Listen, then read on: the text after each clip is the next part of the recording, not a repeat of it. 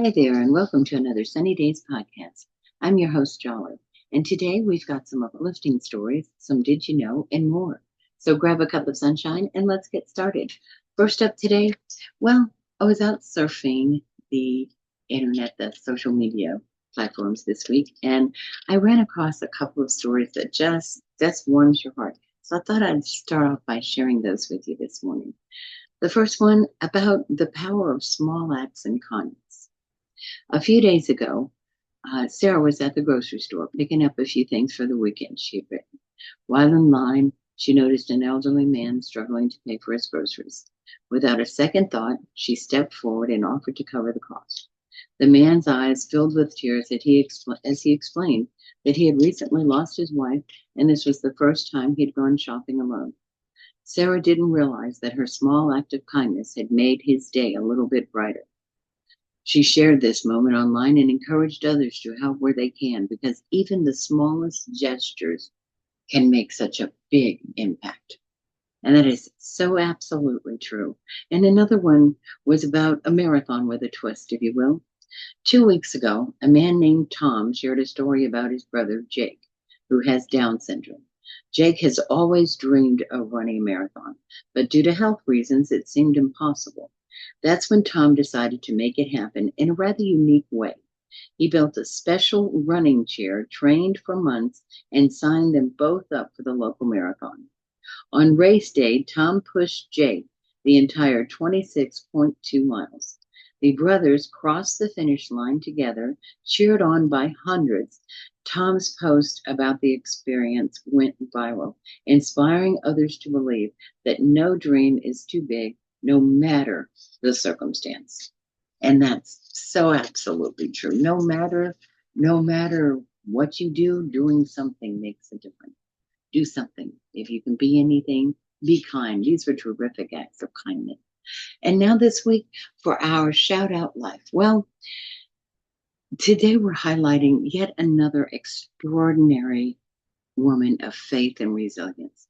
This was sent to me, and it's about a Sister Lucas, the world's oldest nun at 115 years old. Sister Lucas is from Brazil, and she holds the title there as being the oldest person in Brazil and Latin America. What's her secret to such a long and fulfilling life, you ask? Well, Sister Lucas says it's simple.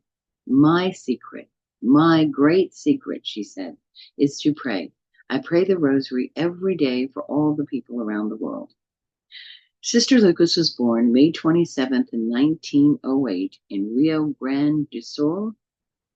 She entered the nun community when she was in 1927 when she was just 19 years old.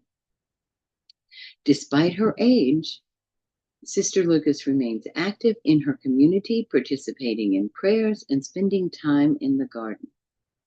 Sister Bessoe, who has known Sister Lucas since her days as a student, describes her as a person who is always focused on others. She's resilient, never demanding, and deeply appreciative of everything around her. Even at 115, Sister Lucas's spirit is light and playful. Until recently, she enjoyed painting napkins, making cards, and even playing cards, and sometimes by herself if no one else was around. Well, Sister Lucas's life has been a testament to the power of her prayer, her positivity, and her community. She's lived through more than a century of change, yet her dedication to others has remained steadfast. Her story reminds us that a life of service and kindness can lead to a rich, fulfilling life, no matter how many years we're given. A true example of faith in action. Sister Lucas's life continues to inspire all who have had the privilege of knowing her, and now to all who have the privilege of knowing her story. A shout out to you, Sister Lucas. And now, how about a Jolly Chat story time? Today's story we'll call The Forgotten Journal. Mr. Whitaker was a quiet man, living alone in a small, cozy house on the edge of town. He had spent decades in that home, but now, in his twilight years, the days felt long and lonely sometimes. One chilly autumn afternoon, as he was cleaning out his attic, he stumbled upon a dusty old box. Inside, buried years of forgotten trinkets, was a weathered journal. Curious, Mr. Whitaker opened the journal and began to read. The pages were filled with the neat flowing handwriting of a young woman. Her name was Margaret, and the journal was a chronicle of her life from decades ago. As he read, Mr. Whitaker was drawn into Margaret's world, her hopes, her dreams, her love for life, and the challenges she faced as a young woman during a different era. Margaret wrote about the simple joys of her daily life, the friendships she cherished, and her dreams of becoming a writer. Her words were filled with such optimism and warmth that Mr. Whitaker couldn't put the journal down. He felt a deep connection to this woman, and he had never met her. It's as if her words were speaking directly to his soul. Determined to learn more about Margaret, Mr. Whitaker began searching for any clues that might lead him to her or her family. He visited the local library. He scoured old records and even asked around town. His search eventually led him to a nursing home just outside of the town. There, to his astonishment, he found Margaret, now in her late 80s, but still as sharp and vibrant as the young woman whose words had captured his heart. Mr. Whitaker introduced himself and showed Margaret the journal. Her eyes lit up with recognition and joy. She hadn't seen the journal in years and thought it had been forever lost. The two spent hours talking and sharing stories and reminiscing. Margaret's face aglow with happiness as she recalled the memories she had documented so very long ago. Their friendship blossomed, and what became a simple discovery of a forgotten journal turned into a deep intergenerational bond. Margaret's stories brought new energy into Mr. Whitaker's life, and his companionship gave Margaret an opportunity to relive her cherished memories. Together, they proved that it's never too late to make a meaningful connection, and that the stories of our past can bring light and joy into our present. The end. And now, how about some Did You Know? Well, we've gone over this one, I think, before, but let's remind ourselves the power of music and the benefit to different types of music. Did you know that listening to classical music, especially compositions like Mozart, can enhance cognitive abilities and improve memory? This phenomenon is often referred to as Mozart's effect, suggesting that classical music can temporarily boost brain function and creativity. And did you know jazz music is known to reduce stress and anxiety? The improvisational the improvisational nature of jazz, with its soothing rhythms and its melodies, can help listeners relax and unwind, making it an excellent choice for stress relief. Oh, good jazz is always just good. And did you know upbeat pop music can improve your mood and increase motivation?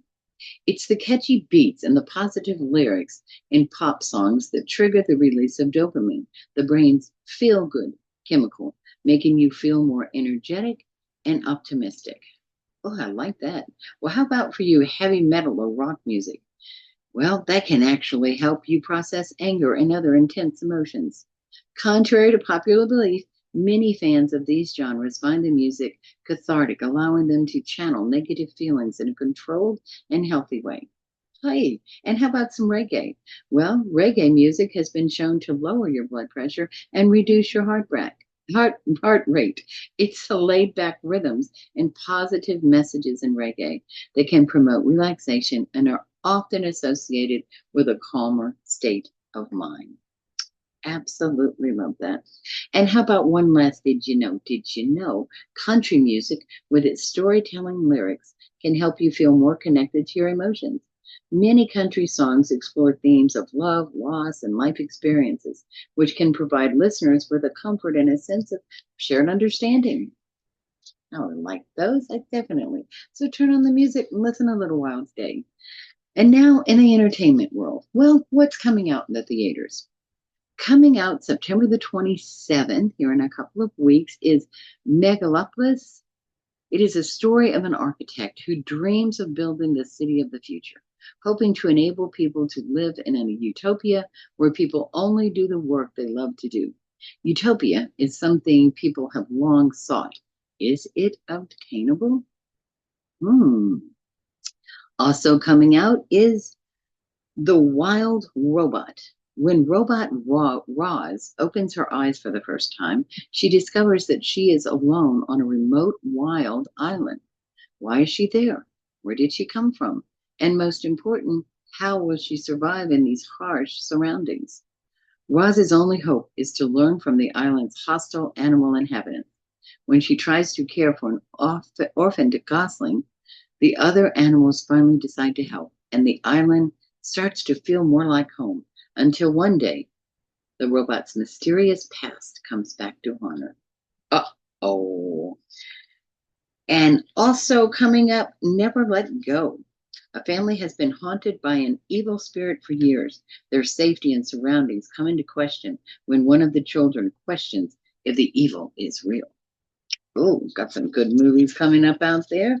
And how about in the music world? Well, we've got some tours wrapping up and some tours that are soon on their way out. Aerosmith with their Peace Out farewell tour with special guests. The Black Crowes is set to end sometime, I think, here in the next month or two. Foreigner, there feels like the last time farewell tour will play its last show, November the 9th. So that's coming up pretty quickly. And B-52 announced their farewell tour in 2022, and it came to an end at the close of April a few months ago. Some bands that are still touring on tours have and are still doing that. Some classic artists include Billy Joel, the Black Crowes, Lynyrd Skynyrd, ZZ Top, Bruce Springsteen, the E Street Band. You've got a lot out there. And you might also find a few other singles out and about. Taylor Swift, Bad Bunny, Olivia Rodrigo, Madonna, Nicki Minaj, and Morgan Wallen. So still some fun music to come for the rest of the year. And now, as we come to a close of today's episode, let's remember that the stories we've shared can serve as a reminder of the goodness that surrounds us every day. Beauty is in the eye of the beholder. So find your beauty, shine, and share it. Remember to spread love, joy, and positivity whenever and wherever you go. We'll see you next week for some more stories, entertainment news, fun facts. Until then, peace and love always. And thank you for tuning in to the Sunny Daze podcast.